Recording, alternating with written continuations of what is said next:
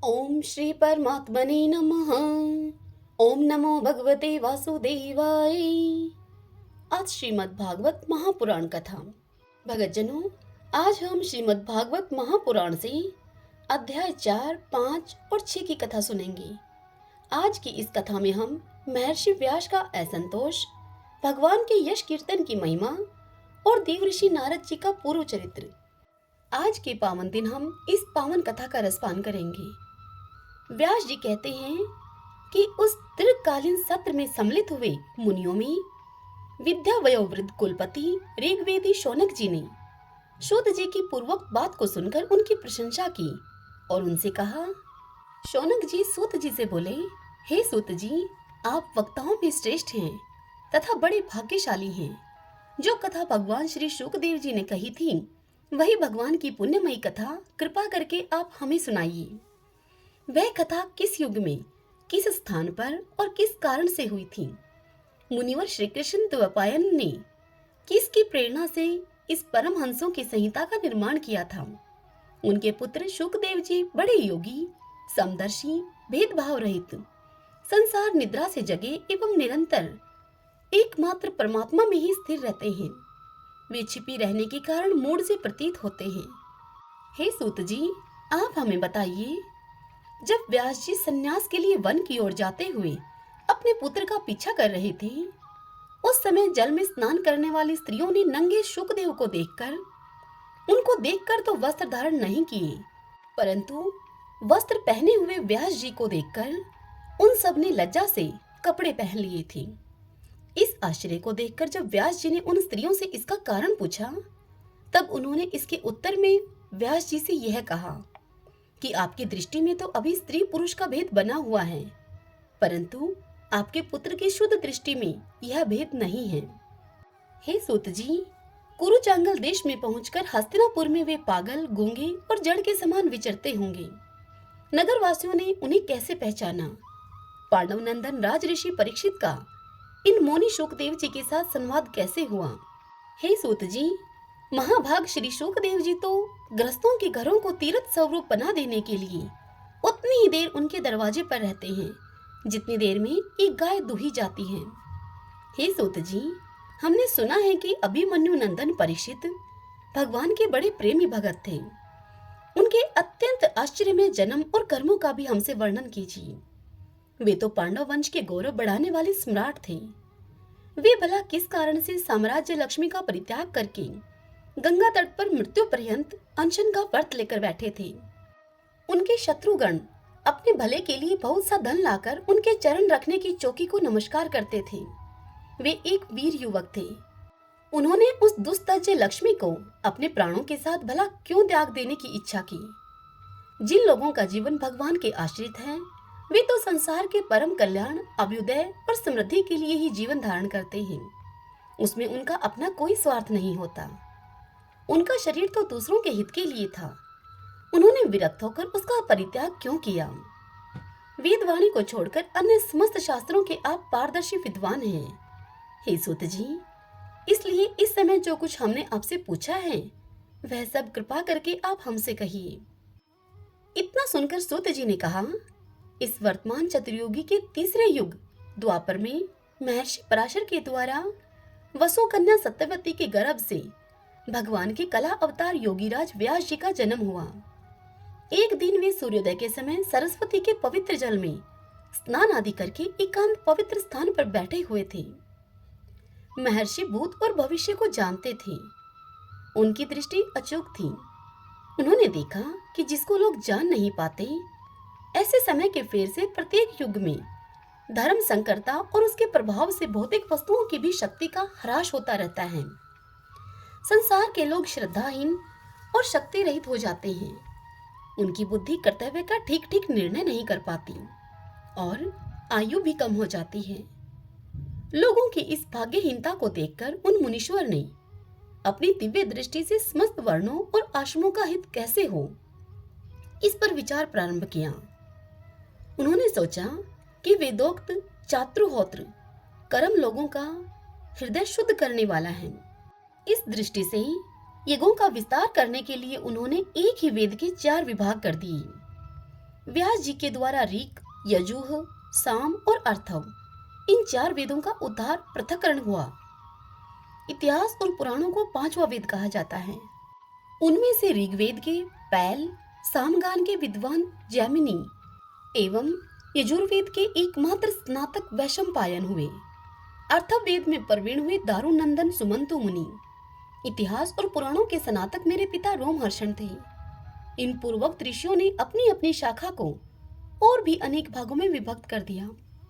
इस प्रकार शिष्य पर शिष्य और उनके शिष्यों के द्वारा बहुत सी वेदों की शाखाएं बन गईं।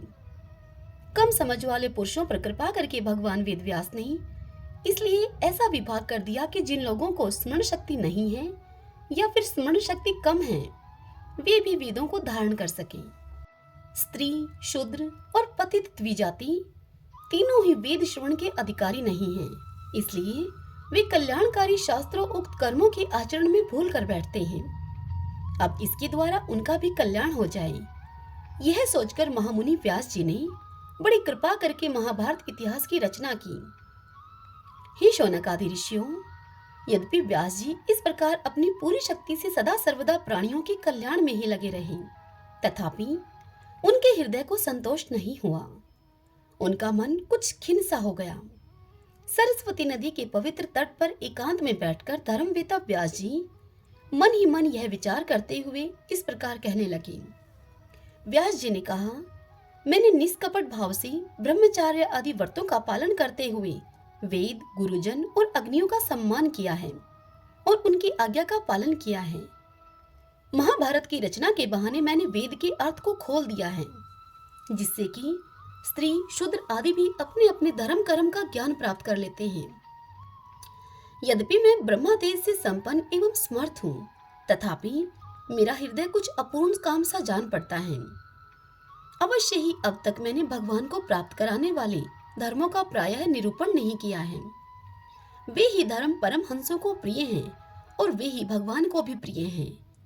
हो न हो मेरी अपूर्णता का यही कारण है। श्री कृष्ण द्वैपायन व्यास इस प्रकार अपने को अपूर्ण सा मानकर जब खिन्न हो रहे थे, उसी समय पूर्वोक्त आश्रम पर देवर्षि नारद जी आ पहुंचे। उन्हें आया हुआ देखकर व्यास जी तुरंत खड़े हो गए। उन्होंने देवताओं के द्वारा सम्मानित देवर्षि नारद की विधि पूर्वक पूजा की। ओम नमो नारायण, ओम नमो नारायण। सूत जी कहते हैं, तदंतर सुख पूर्वक बैठे हुए वीणा पाणी परम यशस्वी देवर्षि नारद ने मुस्कुराकर अपने पास ही बैठे ब्रह्म ऋषि व्यास जी से इस प्रकार कहा। देवर्षि नारद जी ने ब्रह्म ऋषि व्यास जी से कहा, हे महाभाग व्यास जी, आपके शरीर एवं मन दोनों ही अपने कर्म एवं चिंतन से संतुष्ट है ना? अवश्य ही आपकी जिज्ञासा तो भली भांति पूर्ण हो गई है, क्योंकि आपने जो यह महाभारत की रचना जो की है, यह बड़ी ही अद्भुत है। यह धर्म आदि सभी पुरुषार्थों से परिपूर्ण है। सनातन ब्रह्मा तत्व को भी आपने खूब विचारा है और जान भी लिया है। फिर भी हे प्रभु, आप अकृतार्थ पुरुष के समान अपने विषय में शोक क्यों कर रहे हैं? यह सुनकर व्यास जी ने नारद जी से कहा कि आपने मेरे विषय में जो कुछ कहा है वह सब ठीक ही है। वैसा होने पर भी मेरा हृदय संतुष्ट नहीं है। पता नहीं इसका क्या कारण है।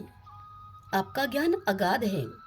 आप साक्षात ब्रह्मा जी के मानस पुत्र हैं, इसलिए मैं आपसे ही इसका कारण पूछता हूँ। हे नारद जी, आप समस्त गोपनीय रहस्यों को जानते हैं, क्योंकि आपने उन पुराण पुरुष की उपासना की है जो प्रकृति पुरुष दोनों के स्वामी हैं और असंग रहते हुए ही अपने संकल्प मात्र से गुणों के द्वारा संसार की सृष्टि, स्थिति और प्रलय करते रहते हैं। आप सूर्य की भांति तीनों लोकों में भ्रमण करते रहते हैं और योग बल से प्राणवायु के समान सबके भीतर रहकर अंतःकरणों के साक्षी भी हैं। योग अनुष्ठान और नियमों के द्वारा परब्रह्मा और शब्द ब्रह्मा दोनों की पूर्ण प्राप्ति कर लेने पर भी मुझ में जो बड़ी कमी है, उसे आप कृपा करके बतलाइए। व्यास जी की इस बात को सुनकर नारद जी ने उनसे कहा, हे व्यास जी, आपने भगवान के निर्मल यश का गान प्रायः नहीं किया। मेरी ऐसी मान्यता है कि जिससे भगवान संतुष्ट नहीं होते, वह शास्त्र या ज्ञान अधूरा ही है।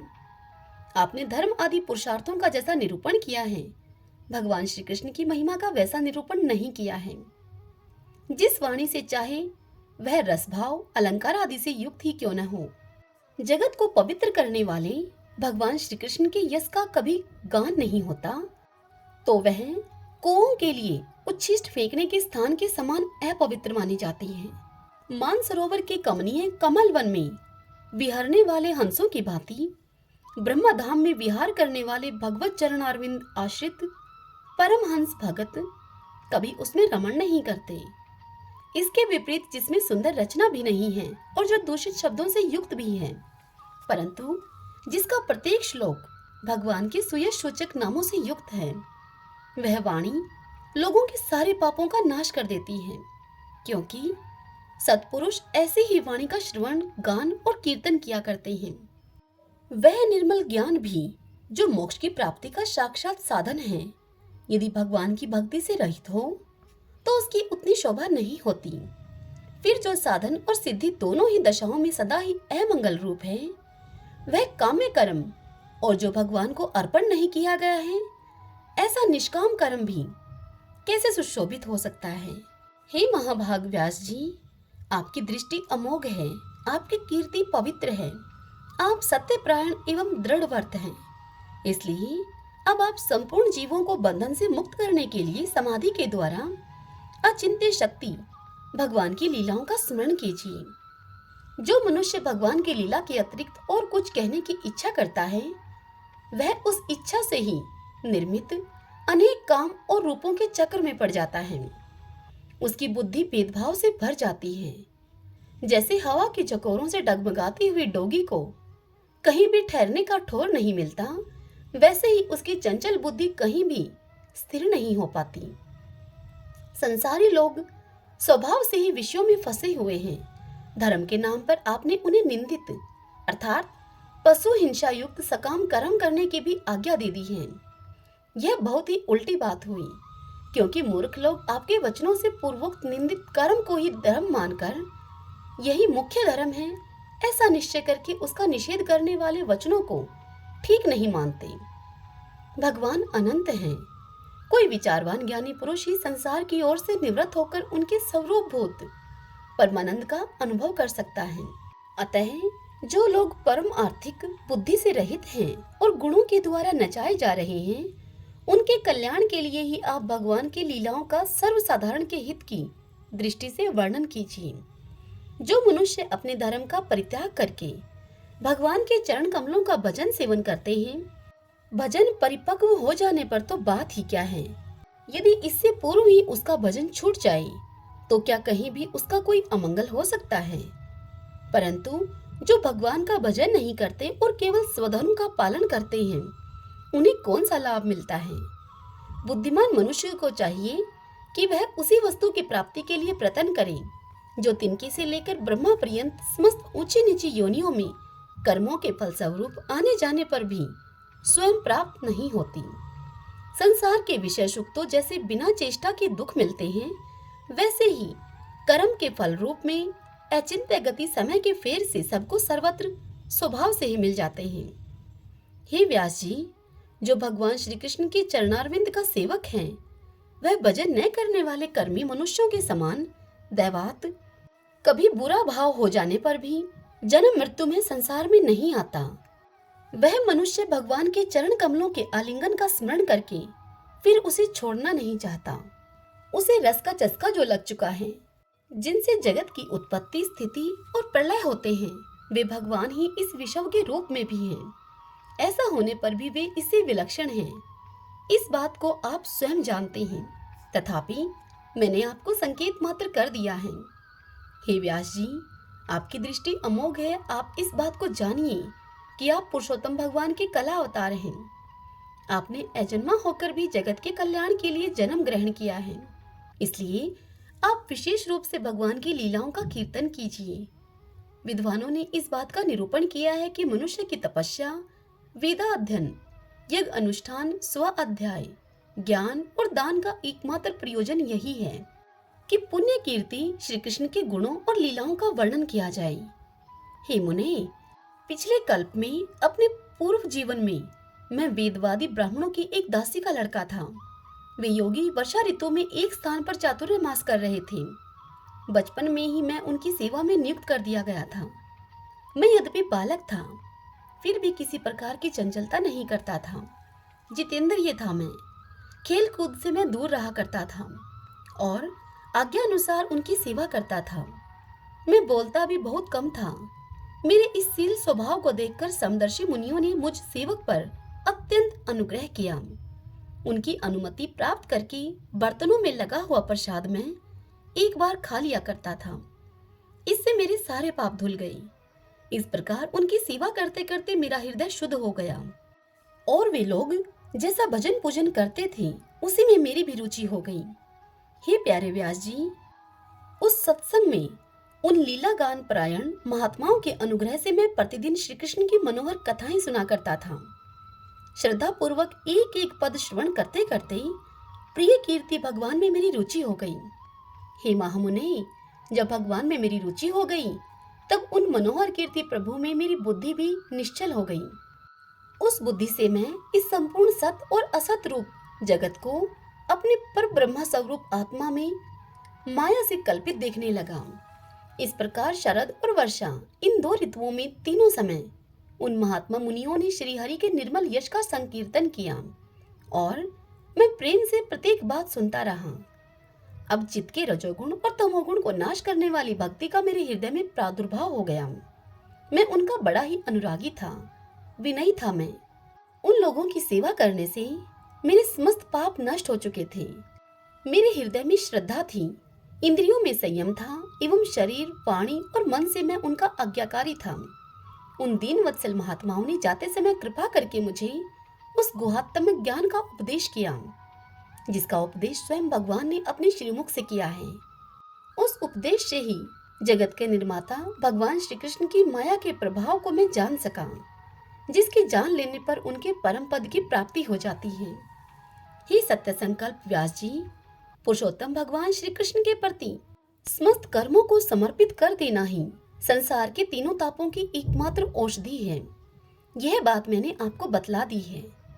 प्राणियों को जिस पदार्थ के सेवन से जो राग हो जाता है, वही पदार्थ चिकित्सा विधि के अनुसार प्रयोग करने पर क्या उस रोग को दूर नहीं करता?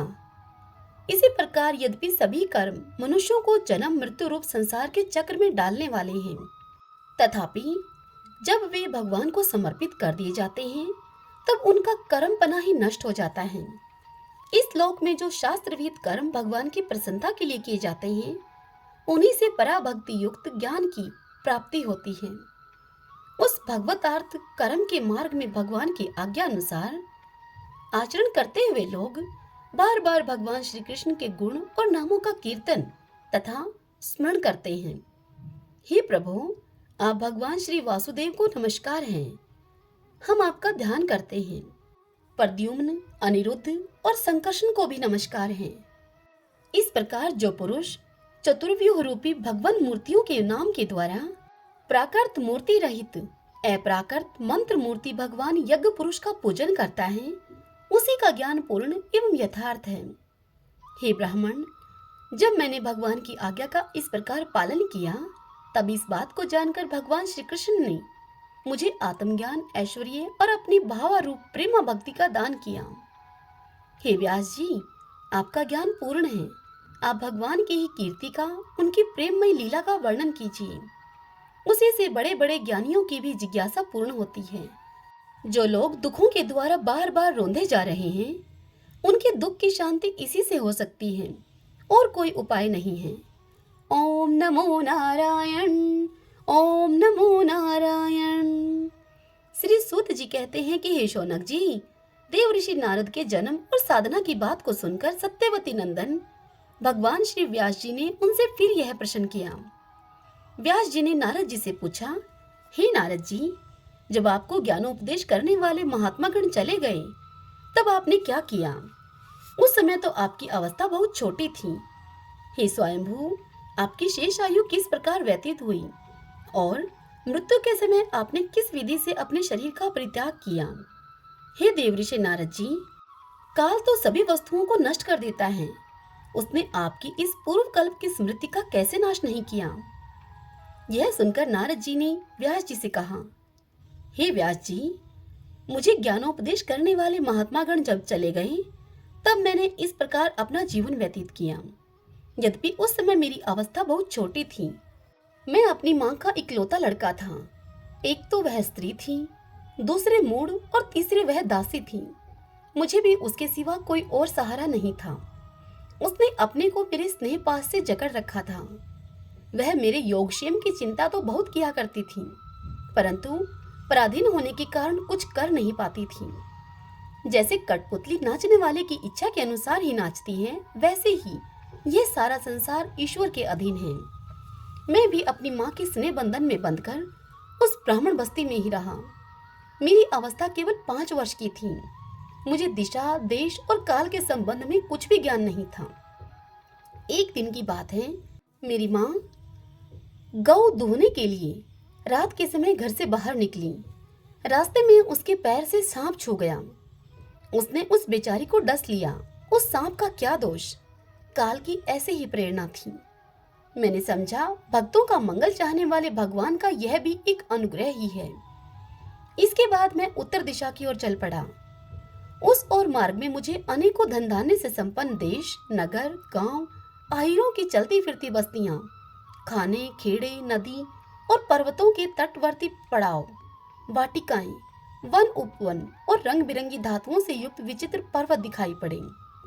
कहीं कहीं जंगली वृक्ष थे जिनकी बड़ी बड़ी शाखाएं हाथियों ने तोड़ डाली थीं। शीतल जल से भरे हुए जलाशय थे जिनमें देवताओं के काम में आने वाले कमल थे। उन पर पक्षी तरह तरह की बोली बोल रहे थे और भंवरे मंडरा रहे थे। यह सब देखता हुआ मैं अब आगे बढ़ा। मैं अकेला ही था। इतना लंबा मार्ग तय करने पर मैंने एक घोर घना जंगल देखा।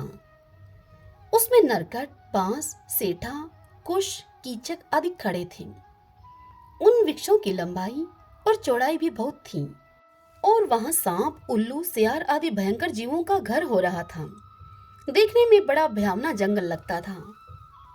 चलते चलते मेरा शरीर और इंद्रियां स्थिर हो गईं। मुझे बड़े जोर की प्यास लगी। भूखा तो मैं था ही। वहां एक नदी मिली। उसके कुंड में मैंने स्नान, जलपान और आचमन किया। इससे मेरी थकावट मिट गई। उस विजन वन में एक पीपल के नीचे आसन लगाकर मैं बैठ गया। उन महात्माओं से जैसा मैंने सुना था, हृदय में रहने वाले परमात्मा के उसी स्वरूप का मैं मन ही मन ध्यान करने लगा। अब भक्ति भाव से वशीकृत चित्त के द्वारा भगवान के चरण कमलों का ध्यान करते ही भगवत प्राप्ति की उत्कट लालसा से मेरे नेत्रों में आंसू छलछला आए और हृदय में धीरे धीरे भगवान प्रकट हो गए। हे व्यास जी, उस समय प्रेम भाव से अत्यंत उद्रेक से मेरा रोम रोम पुलकित हो उठा। हृदय अत्यंत शांत और शीतल हो गया। उस आनंद की बाढ़ में मैं ऐसा डूब गया जैसे कि मुझे अपना और ध्येय वस्तु का तनिक भी भान न रहा। भगवान का वह अनिर्वचनीय रूप समस्त शोकों का नाश करने वाला और मन के लिए अत्यंत लुभावना था। सहसा उसे न देख मैं बहुत ही विकल हो गया और अनमना सा होकर आसन से उठ खड़ा हुआ। मैंने उस स्वरूप का दर्शन फिर करना चाहा, किंतु मन को हृदय में समाहित करके बार बार दर्शन की चेष्टा करने पर भी उसे मैं न देख सका। मैं अतृप्त के समान आतुर हो उठा। इस प्रकार निर्जन वन में मुझे प्रतन करते देखकर स्वयं भगवान ने, जो वाणी के विषय नहीं है, बड़ी गंभीर और मधुर वाणी से मेरे शोक को शांत करते हुए मुझसे कहा, खेद है कि इस जन्म में तुम मेरा दर्शन नहीं कर सकोगे। जिनकी वासनाएं पूर्णतः शांत नहीं हो गई हैं, उन अधकचरे योगियों को मेरा दर्शन अत्यंत दुर्लभ है।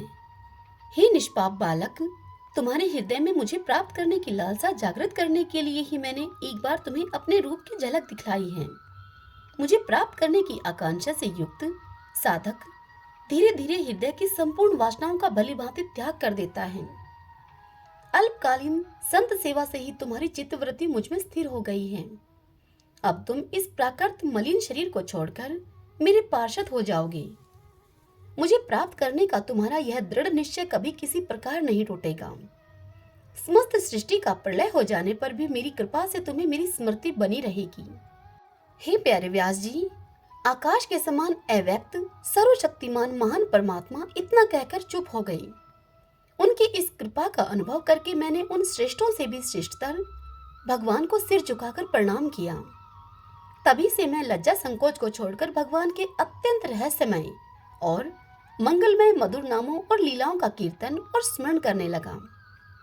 स्प्राह और मद मत्सर मेरे हृदय से पहले ही निवृत्त हो चुके थे।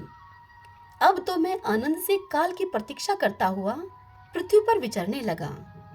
हे व्यास जी, इस प्रकार भगवान की कृपा से मेरा हृदय शुद्ध हो गया, आसक्तियां मिट गई और मैं श्री कृष्ण प्रायण हो गया। कुछ समय के बाद जैसे एकाएक बिजली कौंध जाती है, वैसे ही अपने समय पर मेरी मृत्यु आ गई। मुझे शुद्ध भगवत पार्षद शरीर प्राप्त होने का अवसर आने पर प्रारब्ध कर्म समाप्त हो जाने के कारण 5 भौतिक शरीर नष्ट हो गया। कल्प के अंत में जिस समय भगवान नारायण प्रलयकालीन समुद्र के जल में शयन करते हैं, उस समय उनके हृदय में शयन करने की इच्छा से इस सारी सृष्टि को समेटकर ब्रह्मा जी जब प्रवेश करने लगे, तब उनके श्वास के साथ मैं भी उनके हृदय में प्रवेश कर गया।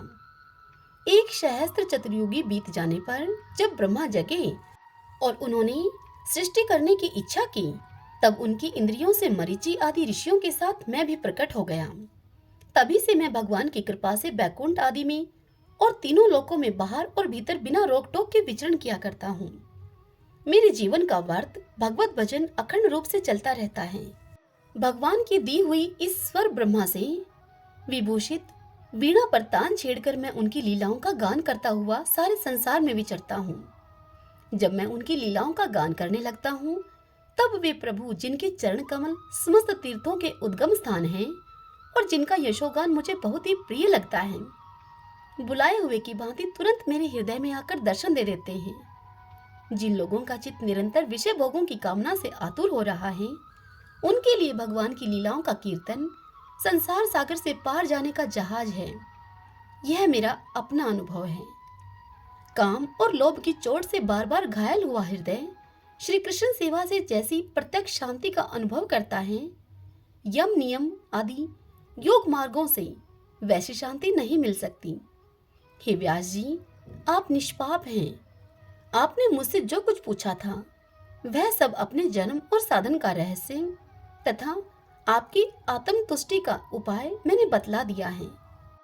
इतनी कथा सुनाकर श्री सूत जी कहते हैं कि हे शौनक आदि ऋषियों, देवऋषि नारद ने व्यास जी से इस प्रकार कहकर जाने की अनुमति मांगी और वीणा बजाते हुए स्वच्छंद विचरण करने के लिए वे चल पड़े। आहा, ये देवऋषि नारद धन्य हैं, क्योंकि ये शारंग पाणी भगवान की कीर्ति को अपनी वीणा पर गा गा कर स्वयं तो आनंद मगन होते ही हैं, साथ ही साथ इस त्रिताप तपत जगत को भी आनंदित करते रहते हैं। हरि ओम तत्सत। ओम नमो नारायण। ओम नमो नारायण। ओम श्री परमात्मने नमः। ओम श्री कृष्णाय नमो नमः। भगतजनों, आज की कथा यहीं समाप्त होती है। कल की कथा में हम सुनेंगे अश्वत्थामा के द्वारा द्रौपदी के पुत्रों का मारा जाना और अर्जुन के द्वारा अश्वत्थामा का मान मर्दन तथा कर्म में परीक्षित की रक्षा, कुंती के द्वारा भगवान की स्तुति और युधिष्ठिर का शोक। कल हम इस पावन कथा का रसपान करेंगे। जय श्री कृष्णा। राधे राधे।